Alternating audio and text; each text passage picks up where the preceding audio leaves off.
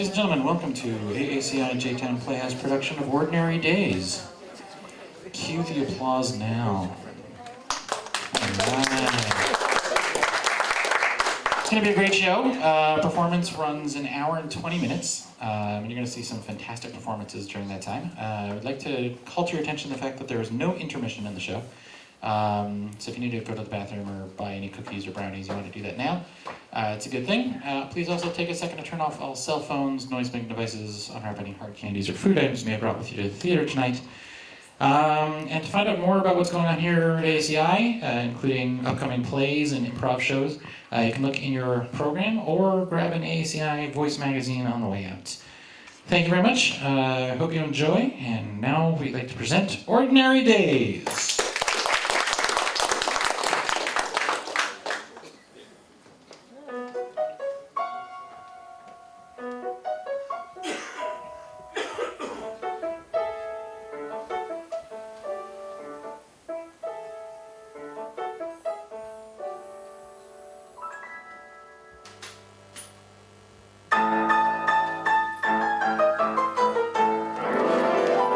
Would you like to take a... Hi, can I interest you in... Excuse me, a free piece of... Stop! This is for you. On the road of life, let no obstacle, great or small, stand in your way. Hi, my name is Warren. It's another day out here in the metropolis. I'm employed, as you might see, as an ambassador for a very, very influential downtown artist who's been featured in the New York Times. This guy, he is a genius. He paints these pithy sayings all across the city. But then he got arrested because I guess it is illegal, and he hired me to watch his cat while he's in jail. Free art! Free art! Free art! I have taken it upon myself as someone very dedicated to keep the artist's vision with the people on the streets, even though the artist is incarcerated. So, I made these flyers with the sayings he once painted on the sidewalks and the walls, and one by one, my duty calls. Good morning, sir. Wouldn't you like to brighten up your day? No. Well, these were made specially, but wait. Hey, mister, ma'am, take a work of art with you today. Not today, thanks. But it's been created by a... Well, screw you! Kindness is a virtue that is oftentimes ignored. Stop. Breathing. Breathing. Channeling the energy of positive vibrations. Inviting them in one by one by one by one.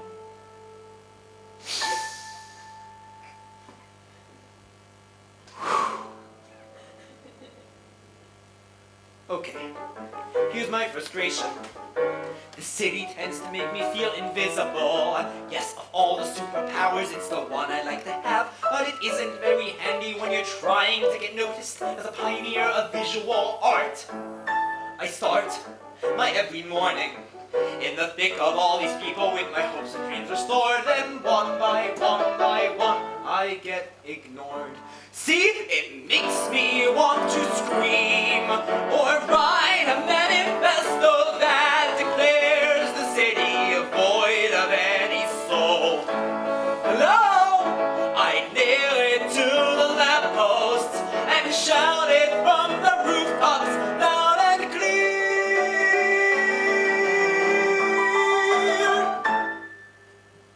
But who would hear?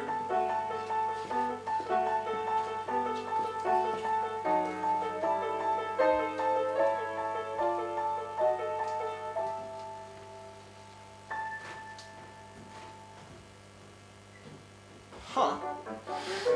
Well, that's auspicious. And though surely it is not a guarantee, maybe one by one by one by one by one by one by one by one, this whole entire city's gonna look at me.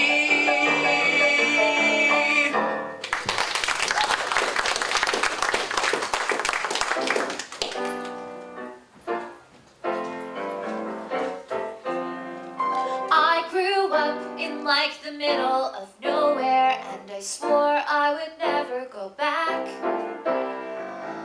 my hometown was like the suburb of a suburb. I actually lived on a cul-de-sac. That's literally a road that goes nowhere. That's the definition of dead end. I said I can't wait to learn to do a three-point turn because I don't want to be here. After 4 long years, I finished up with high school, graduated top of my class. Thank you. But in college I discovered that devising my own major was a bureaucratic pain in the ass.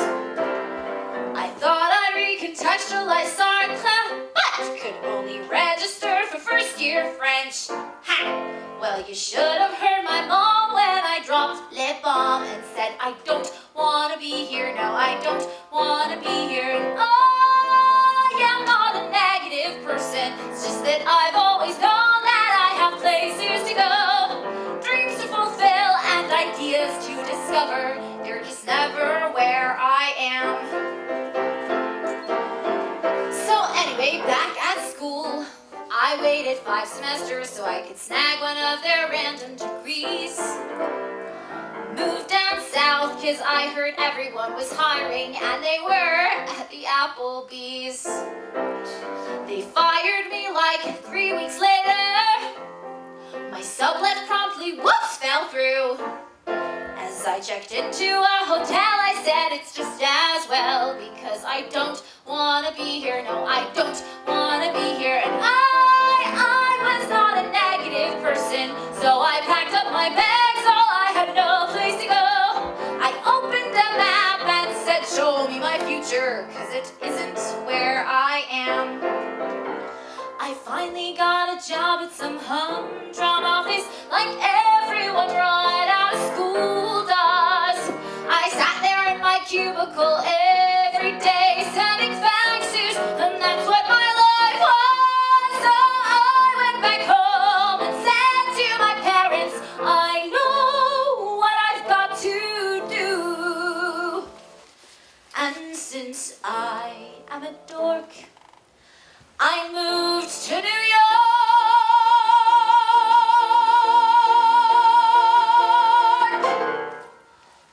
and I started grad school. I really don't want to be here.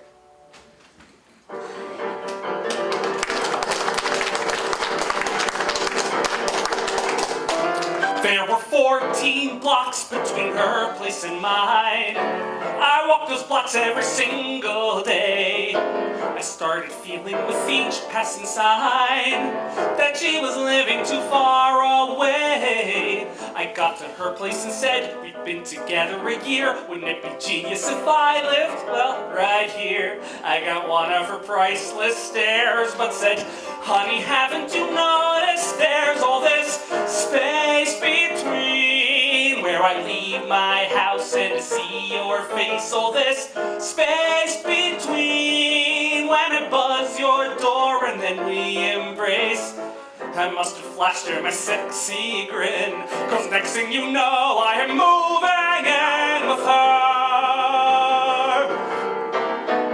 Yeah, this is her apartment, and yeah, it's filled with all her stuff.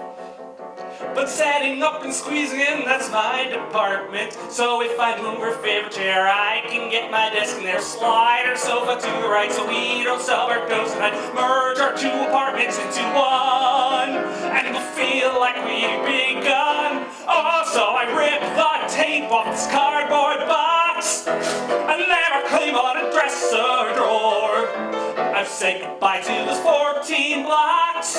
Now just imagine what lies in store. The city got me down, but that's cause I should have known. You really don't want to do New York alone. The best thing I ever did might be saying screw it and getting rid of the space between me and the girl I can't get out of my head. All space between the moment we're in and what's lying ahead. I've been waiting for something here, but now I'm rushing toward the future and I'm leaping clear of the space between.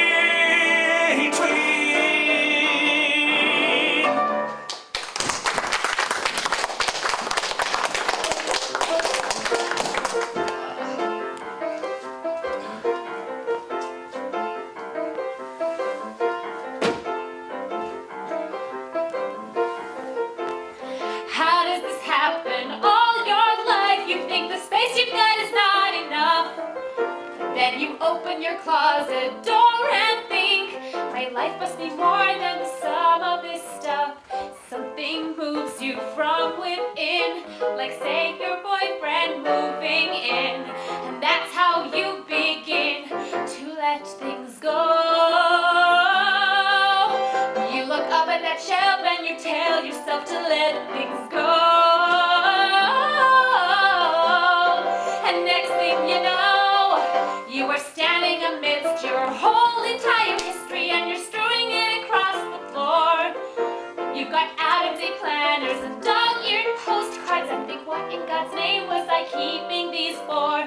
Packed in boxes out of place, but now I really need the space. So I'm gonna clean this place and let things go.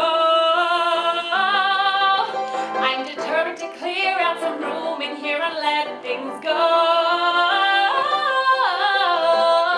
I'm letting it go. All of these years and years of junk and flotsam, plastic souvenirs. Why look, I've got some birthday cards, a pamphlet on Van Gogh. Should've done this years ago.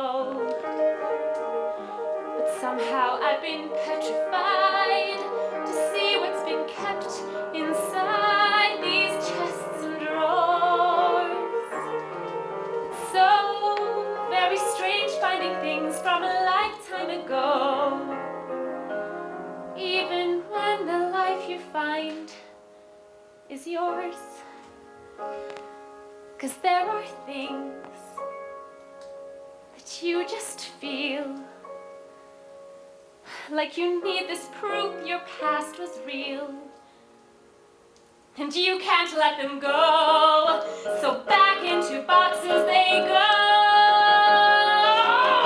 How does this happen? You tear up your apartment just to put it back together again. Jason will be fine, we'll get creative with our space, so all of our things fit together, and then my whole life can stay in there. But he's got to put his shoes somewhere. Oh, why can't I be some other Claire who can just let things go? I mean, I said I would try, and I did, but I can't let things go. You know Martha Stewart, I'm not her. I'm gonna let things go back where they were.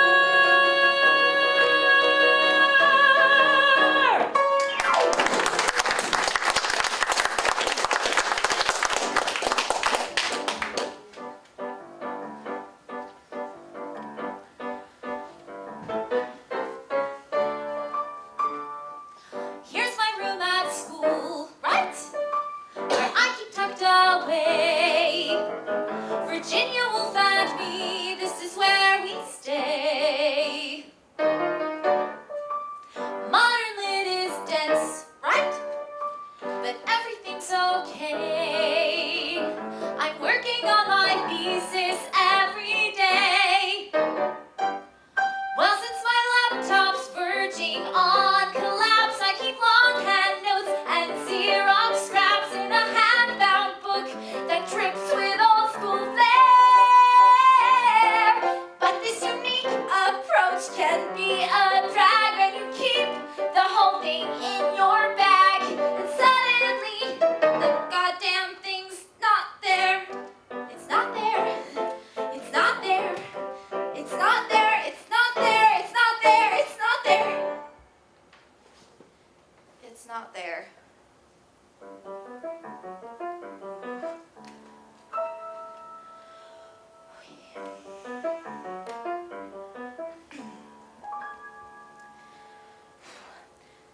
Dear Professor Thompson, this is Deb, you're my advisor. I am writing you to ask a little favor, a question. I know when we first met you made it very, very clear that under no circumstances, be they medical, emotional, familial, or chronic, could we ever turn in something late. But Dear Professor Thompson, I've a little situation, and I'm hoping you will show a little mercy on me. And grant me an extension on the first stage of my thesis. Yours. Thanks in advance. Hugs! Oh, shit. This is a photograph I found on the street, a year ago. A wrinkled old photograph of a guy and a girl on the beach. He's got her hand in his hand, and all seems well. I think they're both smiling, it's hard to tell. There's a crease and a tear masking the secrets of their life story. This is an unopened Valentine I found one September. I left it unopened, afraid it would lose its mystique. See, there's a heart on the front drawn in faded ink. You can't read the name, but it made me think. Are these people aware they've lost pieces of their life story? I was walking tonight like I usually walk through those benches outside Union Square, when all of a sudden I tripped over something, and look, it was this little book. This book is different from most things I've found for one reason. Yes, it looks old, but there's proof someone dropped this today. You'll notice the cover is missing, the font antique. The pages are yellowed, but what's unique are the notes in the margins, in ballpoint, I'd guess. And here's today's date, and an email address. A life story. A life story. A life story.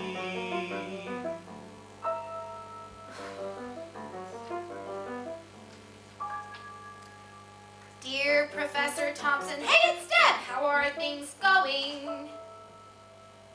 Heard your latest book is done. Can't wait to read it. Buy it.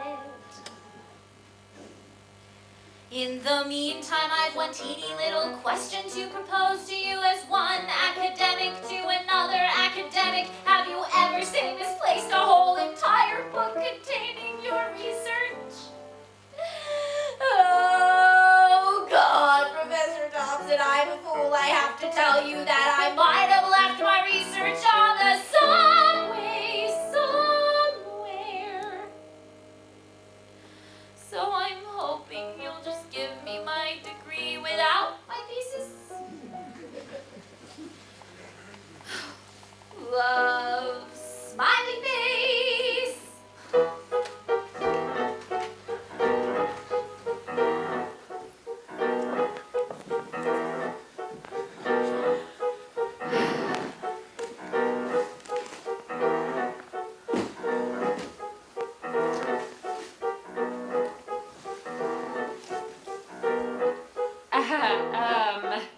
What is this? Oh, come on. A childhood memento. Let's put it there on the shelf. How about the back of the pantry? My brother made it himself. Good thing your brother doesn't live here. Hey, you think we could clean out some of this stuff from your closet? What stuff? Hey, look, your drafting table looks perfect over there. Honey, what is all this old junk? Do you really need it? It's just things I want to hold on to, you know. Oh, come on. Old birthday cards? Ticket stubs? I've never seen you wear the sweater. I want to keep it.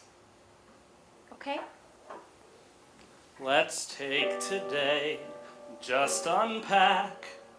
We'll both be given more space once everything is in its place. Oh my God, Jason! What? You kept this? Of course I did. Top 10 things to do in New York before you leave it. The cover story in this magazine, I threw it in the trash. And I said, go retrieve it. 9 of these things are things you've never seen.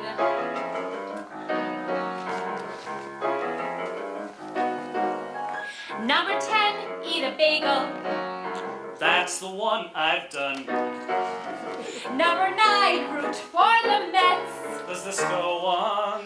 All the way to number 1, Number 8 insists we go to Brooklyn. to see where they make beer.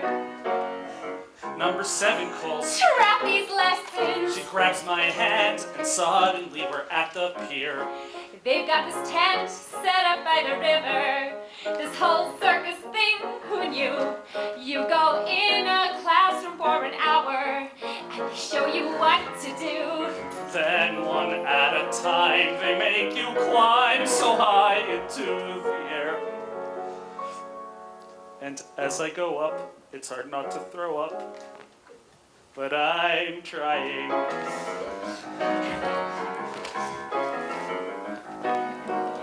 Every week we pick a number and work our way on down the list.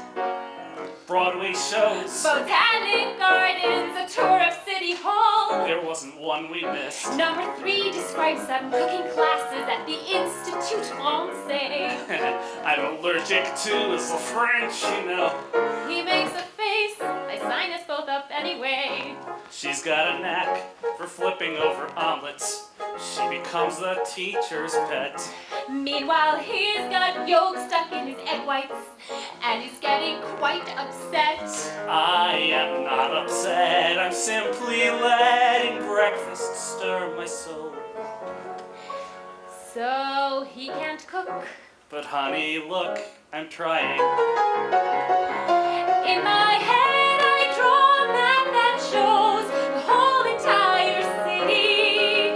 I put a mental pushpin at the places where we laugh, like number 4, that fancy store, The salesman who ignored us. or number 2, The zoo. when that giraffe. It was fun, you know, to see the city. I would do it all again. But that was, what, almost a year ago? And all those places, well, we haven't been since then. I remember when we finally were finished. The number 1 thing to do. We hadn't been to Central Park in ages, and we're soaking up the view. I'm just standing still, the city silhouette against the sky. And I think, why can't this moment last? Instead of slipping into the past, I want to keep that moment with me all of the time. And heaven knows that I'm...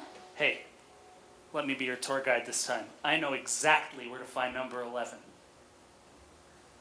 I'm trying.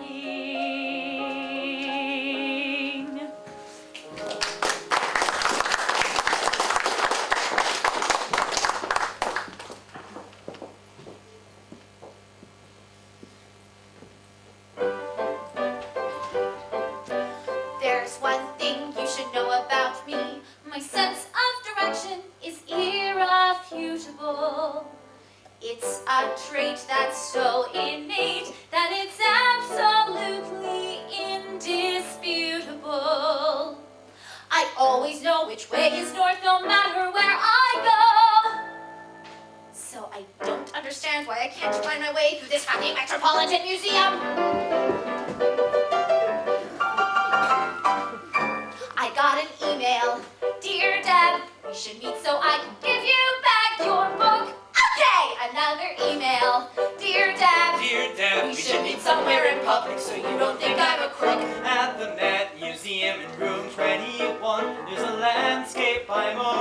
You can't miss it, so I'll see you there at 12:30 this coming Saturday.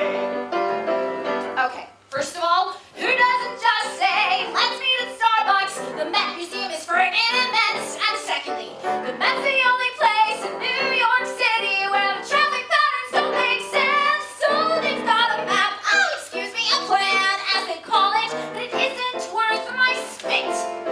You'd be better off following breadcrumbs through this godforsaken museum. Hey, come on, let's go. We've got a whole museum to visit. We should probably pick up on the pace. Jason, we are at the Met. The thing that makes it special is it takes some time to